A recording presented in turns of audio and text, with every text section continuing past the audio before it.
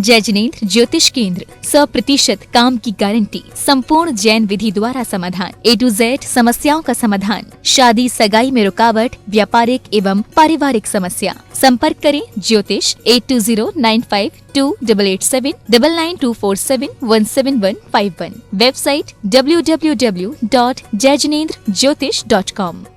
सोहन लाल, पवन कुमार, विजय कुमार, नितिन कुमार, संतरा देवी, रेखा देवी, सरला देवी, सोनल जैन, निखिल जैन, वर्षा जैन, हिमांशु जैन, शिवानी जैन, प्रियांशु जैन, हर्षाली जैन, गुड्डू, परिधि और विराट जैन।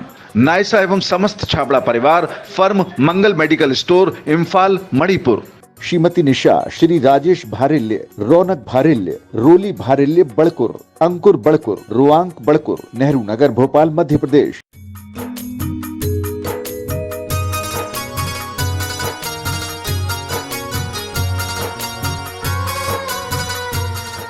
जय बोलो देवादिदेव 1008 श्री भगवान महावीर स्वामी की जय जय जय।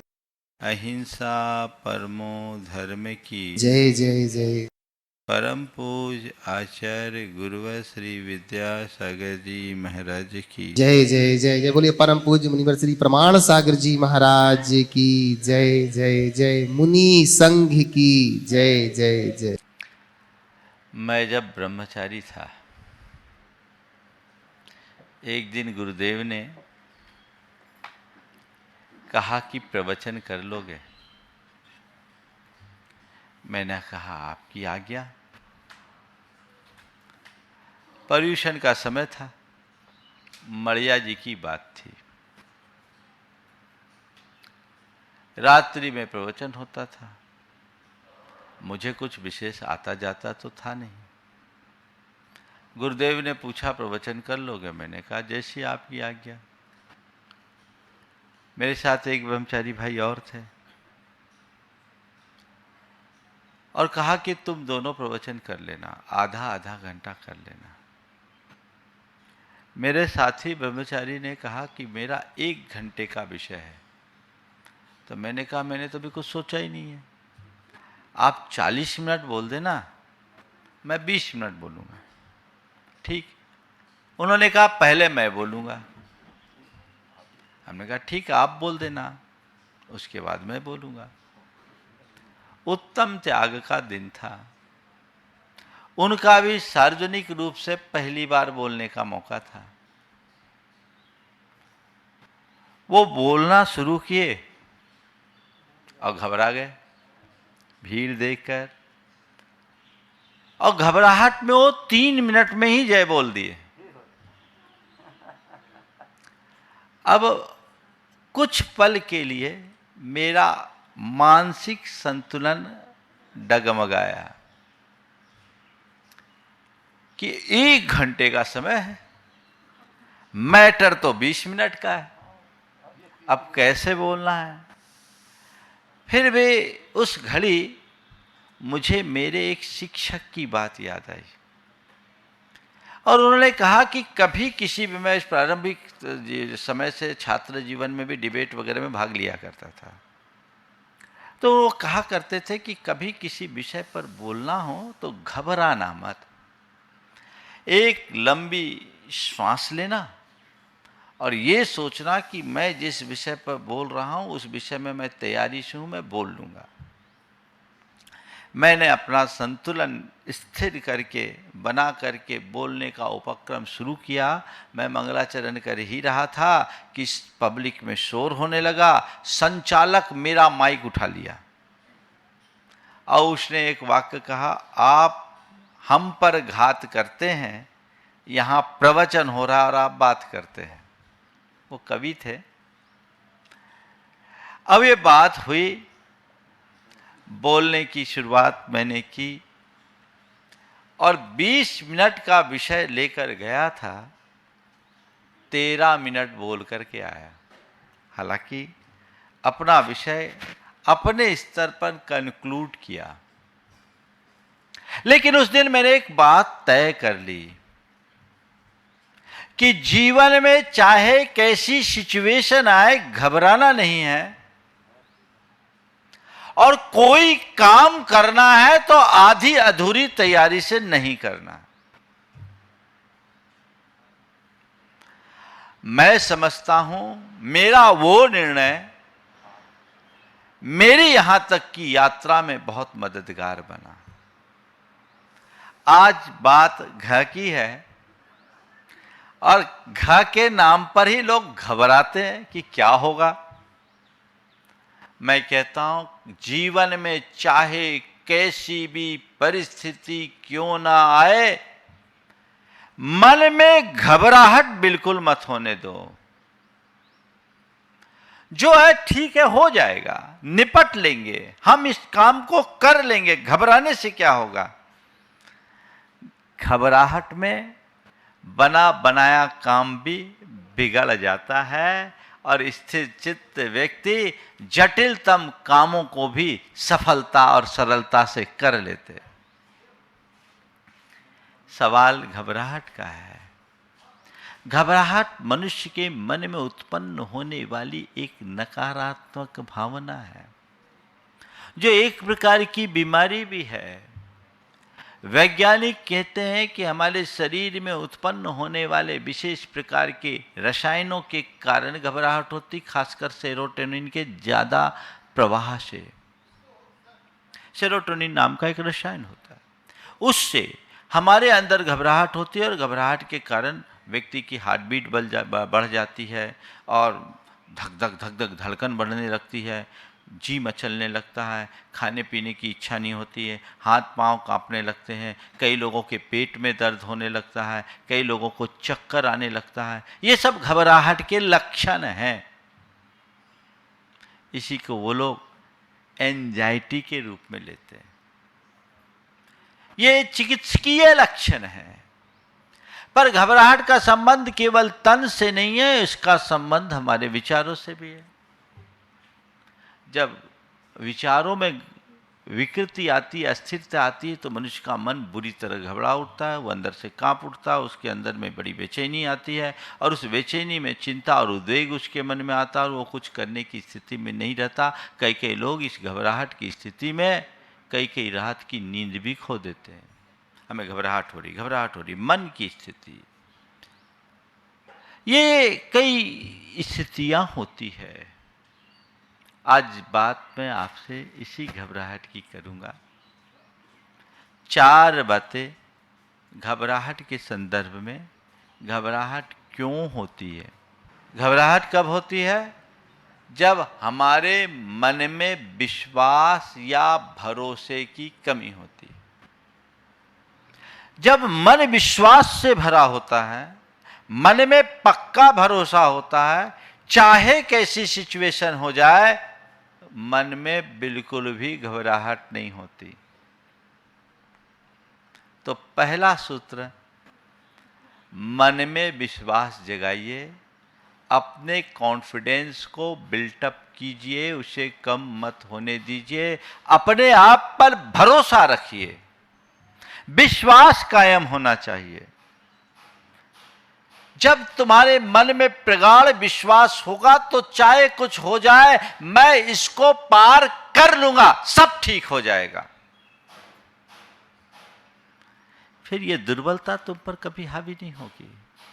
जिसका विश्वास कमजोर होता है वो कदम कदम पर घबराता, कैसे होगा, क्या करेंगे, कहीं कुछ हो ना जाए, कहीं कुछ हो ना जाए, क्या होगा क्या नहीं होगा। ये चीजें उसको अंदर से एकदम विचलित कर देती है, वो कुछ कर नहीं पाता। कई बार तो ऐसे लोगों के पांव भारी हो जाते हैं, घबरा उठता है, अब क्या होगा, नहीं नहीं नहीं मेरे से तो नहीं होगा, मेरे से तो नहीं होगा। लेकिन जिसके मन में विश्वास या भरोसा होता है, वो कहता है हो जाएगा, हो जाएगा, हम कर सकते हैं, हम कर सकते हैं। थोड़ा अपने बचपन को याद करो, जब साइकिल चलाना शुरू किए, है ना, साइकिल चलाना शुरू किए, हर व्यक्ति साइकिल चलाता है तो गिरता है। मुझे याद है जब मैंने साइकिल चलाना शुरू किया तो मेरे साथ एक और मेरा साथी था, हम लोग दोनों साइकिल सीखना चाह रहे थे। तो एक दूसरे साथी को पहली बार में गिरता देखकर दूसरा घबरा गया कि नहीं नहीं मेरे से नहीं होगा। और मैंने कहा नहीं, मुझे तो साइकिल सीखना है, गिरूंगा तो क्या होगा, हाथ पांव छिलेंगे, ठीक हो जाएगा, मैं चला लूँगा। आपको मैं क्या बताऊं, मैंने पहली बार में फुल पैडल मार करके साइकिल चलाना शुरू कर दिया। क्यों? मेरे मन में विश्वास था कि मैं कर लूँगा, मैं चला लूँगा, तो साइकिल चला लिया। पर वो मेरा साथी आज तक साइकिल नहीं चलाना सीख पाया। हाँ, अरे गिरे थे कि नहीं गिरे थे, तो बिना गिरे को सीखता है क्या? गिरूंगा तो ठीक हो जाऊंगा, हाथ पांव टूटेगा और क्या होगा, इसके अलावा तो कुछ नहीं। जो घबरा जाता है वो हार जाता है, और जो विश्वास और भरोसे के साथ चलता है उसकी जीत होती है। जब आपका कॉन्फिडेंस होगा तो आप कभी नहीं घबराओगे, कितने ही लोग आ जाए। देखिए, जिसका कॉन्फिडेंस होता है उसका क्या हाल होता है। एक बार एक ने कहा अपनी धर्मपत्नी को कि आज मेरे 2 मित्र आएंगे, उनकी भोजन की व्यवस्था कर लेना। पत्नी ने 2 मित्रों की व्यवस्था कर ली। अब जब समय हुआ तो उन 2 मित्रों के साथ 4 और आ गए, 6 आ गए। पति घबराया, व्यवस्था 2 की है, एट द मूवमेंट इन 6 की व्यवस्था कैसे होगी। पत्नी ने कहा आप घबराओ मत, सब ठीक हो जाएगा। ठीक है, अब खाना परोसा गया तो दाल ऐसा कि घुटने तक पानी, और सब्जी ऐसी कि उसमें उसके दाने गिन लो। तो एक मित्र को थोड़ा मजाक सूझी कि हद हो गई, कसम भगवान की, कपड़े नहीं होते तो आपके जाकर के दाल में डुबकी लगा लेते, कपड़े दूसरे होते तो। और ये सब्जी है कि सब्जी की सब्जी, ये सब्जी है कि सब्जी की सब्जी। गृहिणी ने कहा क्या बताऊं, मित्रों को बुलाया था, मित्रों को बुलाया था, मित्रों के मित्र भी आ गए, इसलिए सब्जी की सब्जी बनानी पड़ी।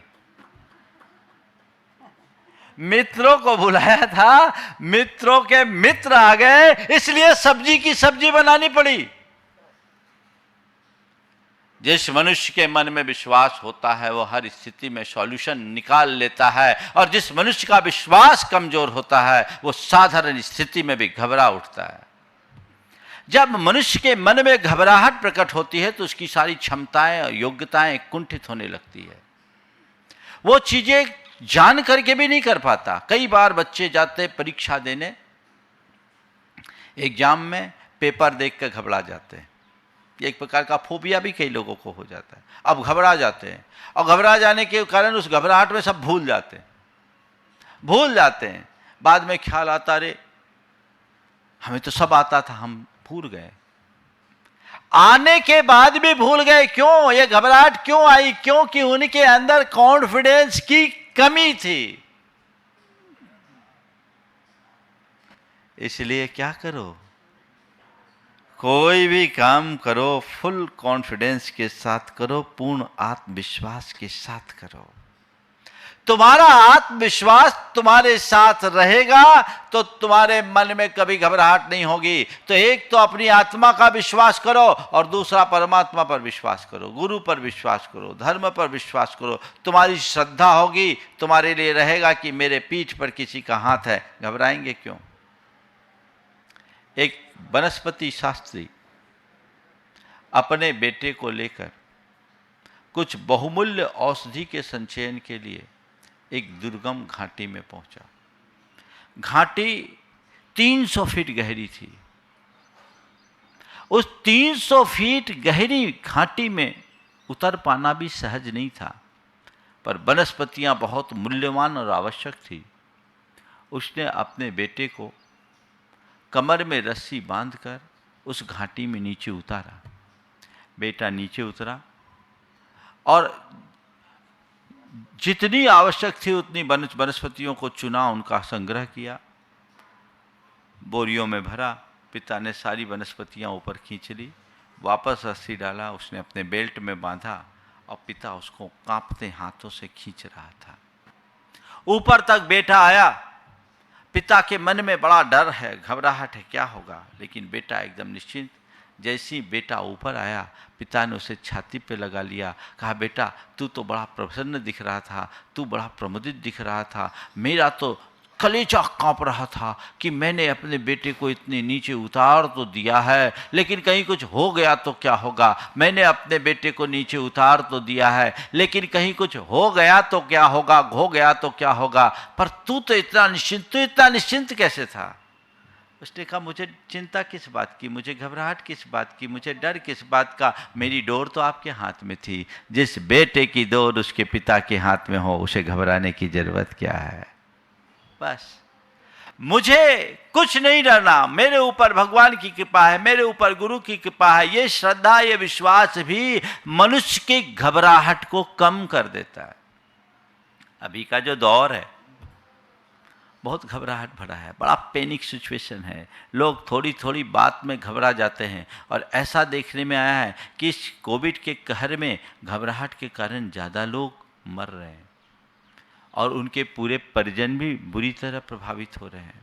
मनुष्य को अपने मन का विश्वास जगाना चाहिए और घबराहट बिल्कुल भी उत्पन्न नहीं होने देना चाहिए कि ठीक है, आई है चीज़, बीमारी आई है, धीरे धीरे जाएगी, घबराहट में तो कुछ नहीं होगा, मैं ठीक हो जाऊंगा, घबराओ नहीं। कई बार लोग कहते हैं अरे देखिए तो उनका पल्स ऐसा हो रहा है, पल्स डाउन हो रहा है, उनको खांसी आ रही है, उनका बदन टूट रहा है, ये हो रहा है, वो हो रहा है। बहुत ज़्यादा लोग घबरा जाते हैं। सतर्कता पूर्ण रखनी चाहिए, पर घबराहट थोड़ी भी नहीं। घबराने से स्थितियां कभी अच्छी नहीं बनती। तो अपने मन में विश्वास रखिए, घबराइए कभी मत। दूसरा, घबराहट कब आती है? जब हम कोई काम करते हैं आधी अधूरी तैयारी के साथ। हमारी तैयारी आधी होगी, अधूरी होगी, घबराहट होगी, होगा। और तैयारी पूरी है तो कोई बात नहीं, कोई बात नहीं। कई तरह के बच्चे होते हैं जो अच्छे से पढ़ाई करते हैं, उनको पेपर के नाम पर कोई घबराहट नहीं होती। वो कहते हैं ठीक है, जो पेपर में आएगा मैं लिखूंगा क्योंकि मैंने अपना कोर्स कंप्लीट किया। और कई बच्चे ऐसे होते हैं जो पढ़ाई नहीं करते ढंग से, तो पेपर देख के घबरा जाते हैं। अरे कहीं पेपर देखने की बात तो दूर की बात है, परीक्षा भवन में जाने से पहले चिंतित हो जाते हैं कहीं कोई वो ना आ जाए जो मैंने नहीं पढ़ा, कहीं वो प्रश्न ना आ जाए जो मैंने नहीं पढ़ा, और वो आ गया तो हाथ पांव ढीले हो जाते हैं। उस घबराहट में ये का नतीजा ये निकलता है कि जो उनको आता वो भी भूल जाते हैं। हमने राजेंद्र प्रसाद जी के विषय में सुना है कि वो प्रश्न पत्र में लिखा गया कि किन्हीं 5 प्रश्नों का उत्तर दें। उनने सारे प्रश्न लिख दिए, कहा किन्हीं 5 प्रश्नों को जांच लें। ये कॉन्फिडेंस, ये तैयारी, ये प्रिपरेशन है। कोई भी 5 को जांच लो, क्यों? मैंने पढ़ाई की है, मेरी तैयारी परिपूर्ण है। घबराहट किस बात की? जिस काम में मनुष्य की पूरी तैयारी होती है वो कभी भी घबराता नहीं है, कभी नहीं घबराना। घबराने का कोई काम ही नहीं है, जो सामने आ जाए उसका सामना करो। मेरी तैयारी पूरी है तो घबराने का कोई मतलब नहीं है। पूरी तरह से तैयार रहो, तैयारी पूरी करके आगे बढ़ो, जीवन आगे बढ़ेगा। घबराने का काम नहीं। लेकिन आजकल लोग तैयारी आधी अधूरी रखते हैं, हड़बड़ करते हैं। आधी अधूरी तैयारी के बाद जब किसी काम में लगते तो हड़बड़ा जाते हैं, तो कहते हैं हड़बड़ी में गड़बड़ी, वहाँ घबराहट होते। कई बार लोग हैं ना चौके में भी घबरा जाते हैं। महाराज आ गए और महाराज को देख के घबरा गए, बाद में बोलते महाराज घबराहट में क्या करे, जो था सब कुछ निकाल ही नहीं पाए, है ना, सब रह गया। कई बार उसी घबराहट में अंतराय भी हो जाता है, ये व्यवधान होता है। ये सबका अनुभव है।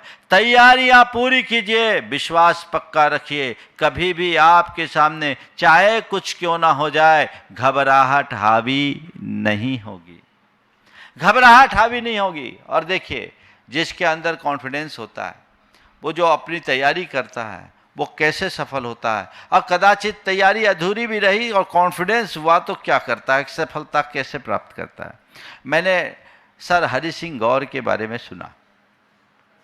हरि सिंह गौर अपने जीवन में एक भी मुकदमा नहीं हारे, उनके जीवन की विशेषता थी।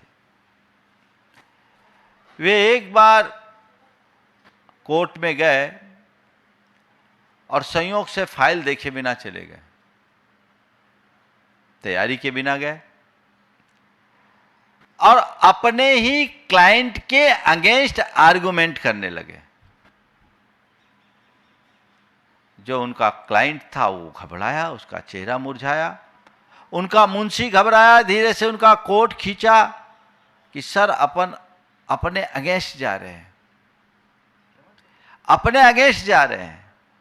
उनने एक पल भी अपना संतुलन नहीं खोया, अपनी बात को उसी तरह जारी रखा और खुद के क्लाइंट की धज्जियां उड़ाना शुरू कर दी।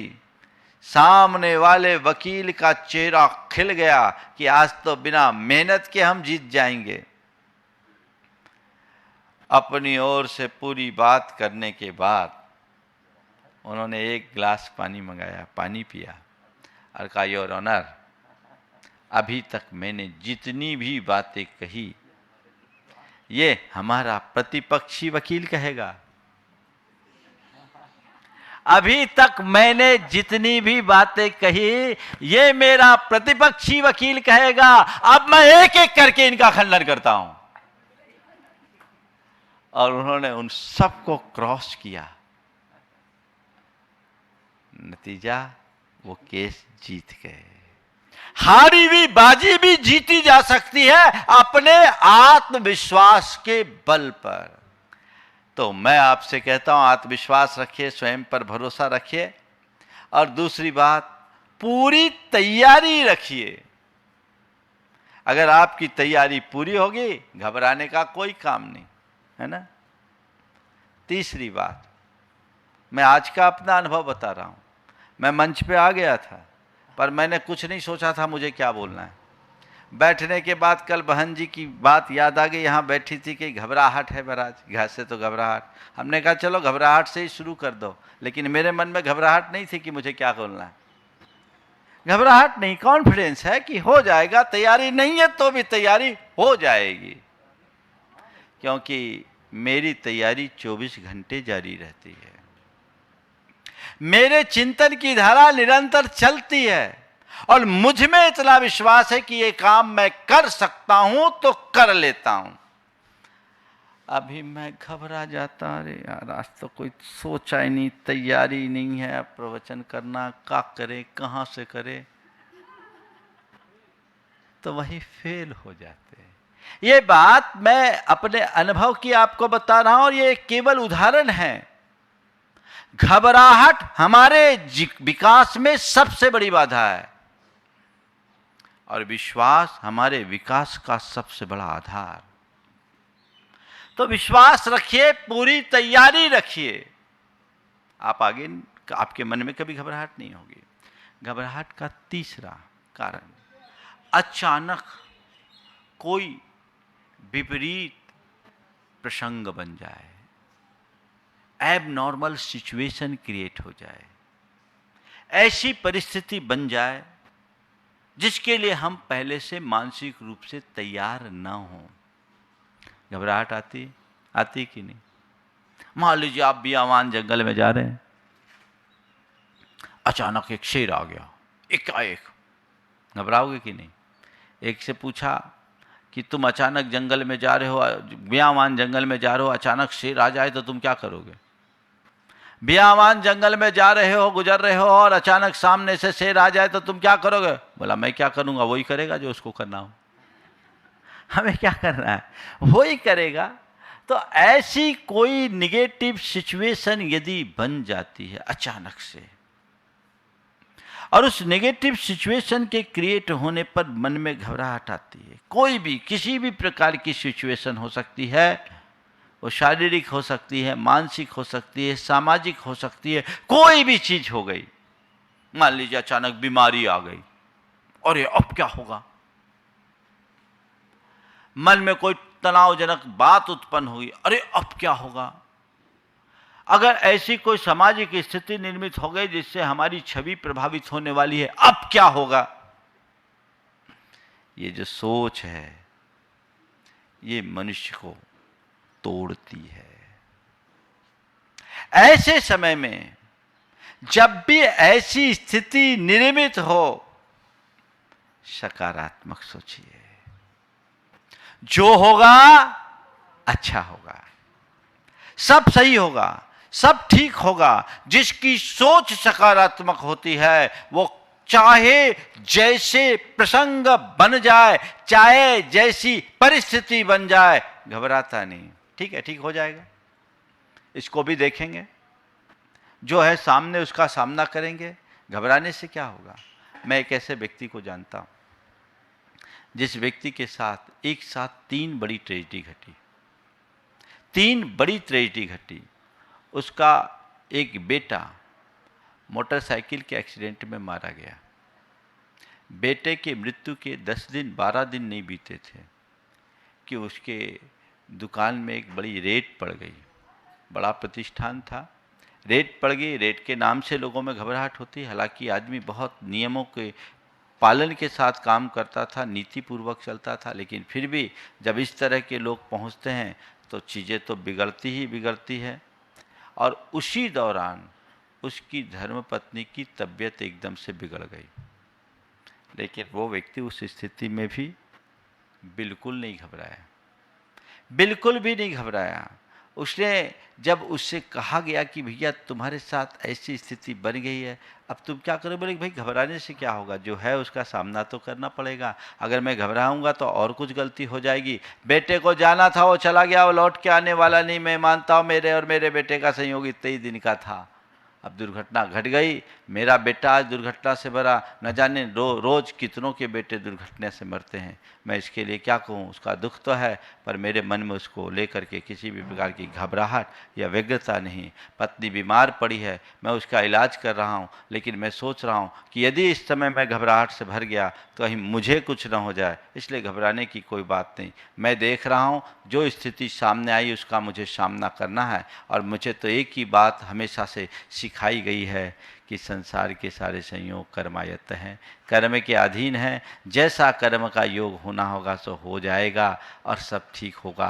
पुण्य पाप का खेल तो चलता ही रहता है। पुण्य के समय में सब अनुकूलताएं आती है और पाप के योग में सब प्रकार की प्रतिकूलताएं हावी होती है। यह पुण्य पाप का चक्र चलता रहता है, इसमें क्या हर्ष और क्या विषाद। तटस्थ दृष्टि से अपने आप को टिकाए रखना बहुत बड़ी बात होती है। जिस व्यक्ति के भीतर कर्म सिद्धांत पर विश्वास होता है, जिस व्यक्ति की सोच सकारात्मक होती है, वो अपने जीवन में आने वाली विकटतम परिस्थितियों में भी स्थिरता बनाए रखने में सक्षम होता है। चाहे जो हो घबराओ मत, चाहे जैसी स्थिति हो, चाहे जितनी भी गंभीर परिस्थितियां बन जाए, ठीक है, घबराओ नहीं। अभी एक परिवार था, देखिए, उनके ऊपर झूठा डाउरी का केस लगा दिया गया। बड़ा सज्जन, वो खुद डॉक्टर, उनकी धर्मपत्नी डॉक्टर, बेटा भी डॉक्टर था, भारत से बाहर था, बेटी डॉक्टर, और उनकी घर में जो उनकी माँ थी वो 78 वर्ष की माँ, एक लड़की से शादी की, वकील की लड़की थी। अब उनने अपना ऐसा वकालत लगाया कि डाउरी के केस में सबको उलझा दिया। लड़के की डाउरी, दहेज, डाउरी के केस में सबको उसने उलझा दिया। दामाद को, सास को, अपने समधी को, समधन को, और दामाद की बहन को, माने बेटी को, और दादी तक को। सब घबरा गए, सब के सब घबरा गए। अब क्या होगा, अब क्या होगा, अब क्या होगा? पर डॉक्टर साहब बिल्कुल नहीं घबराए। डॉक्टर साहब बिल्कुल नहीं घबराए। उन्होंने कहा भैया ठीक है, ये हमारे कर्म के उदय में है, जो आया उसका तो सामना करना ही पड़ेगा। घबराने से क्या होगा? हम सामने वाले से बात करेंगे, समझौते का रास्ता तलाशेंगे। ये कर्मोदय आया है, उन्होंने हमारे साथ ऐसा किया, यदि हमारे कर्म में जेल जाना ही लिखा होगा तो जेल जाएंगे। बाकी सब में ऐसा था, घबराहट हो रही है, अब कुछ ना हो जाए, अखबारों में आएगा, हम लोगों की छवि खराब होगी, जेल जाना पड़ेगा, ये होगा वो होगा। तो डॉक्टर साहब ने कहा ध्यान रखो, अंदर से मजबूत रहो। हमने जब पाप किया नहीं तो डरने का क्या बात। अगर जेल भी जाना है तो ये समझना ये हमारे कर्म काटने का एक निमित्त बन करके होगा, और हम वहाँ जेल जा कर के भी कर्म काटेंगे। घबराओ मत, अभी हमारे लिए इतनी तो सुविधा है कि हमें बेल मिल गई, अब सुनवाई होगी। इस बीच हम आगे की बातचीत करेंगे। उन्होंने कई लोगों को लगाया, मध्यस्थता की और बाद में वो करीब 2 वर्ष बाद मामला सेटल हुआ।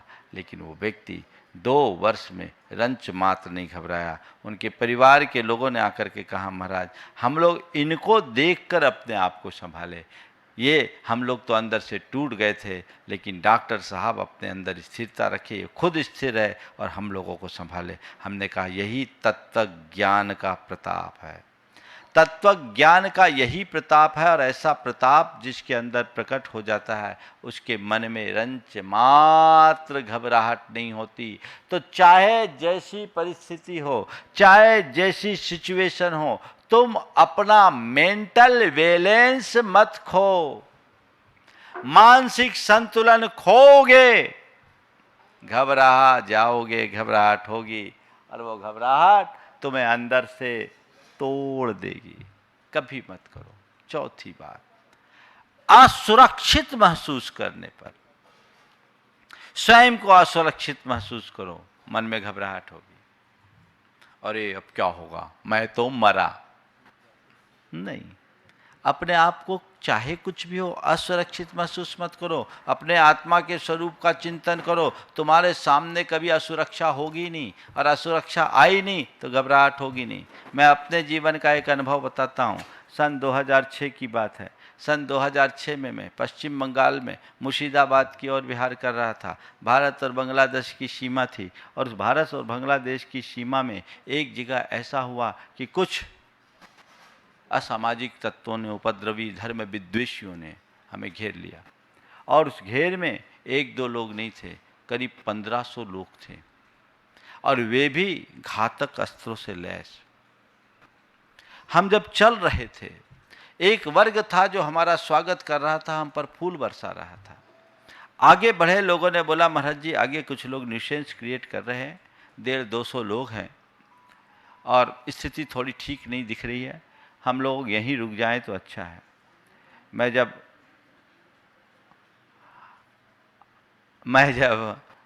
वहाँ देखा तो मैंने कहा वो हमसे एक फरलांगी तो आगे है, और वहाँ हम रुकते हैं तो मामला गड़बड़ हो जाएगा, आगे चलते हैं। पहले हमने कहा हमारे साथ सब लोग हैं, हमको कोई प्रोटेस्ट नहीं करना, शांति से चलो।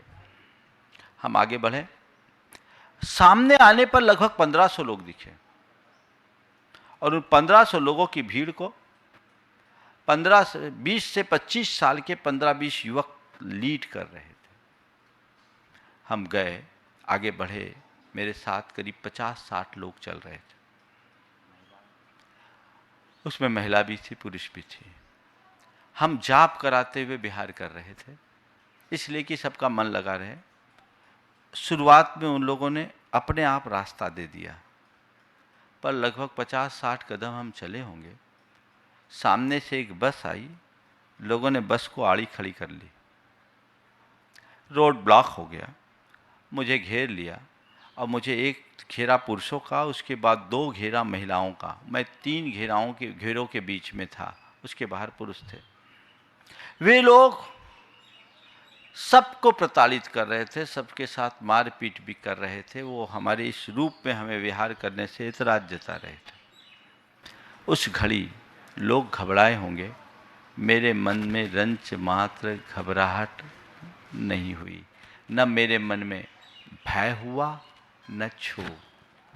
मैंने कहा कि मैं तो अजर अमर अविनाशी तत्व हूँ, हाथ में खंजर तक मैं देख रहा हूँ, सामने दिख रहा है। मैंने सोचा इस शरीर का विनाश इनके हाथों होना होगा तो हो जाएगा, पर मेरा तो ये कुछ कर ही नहीं सकते, ये मुझे तो छू भी नहीं सकते।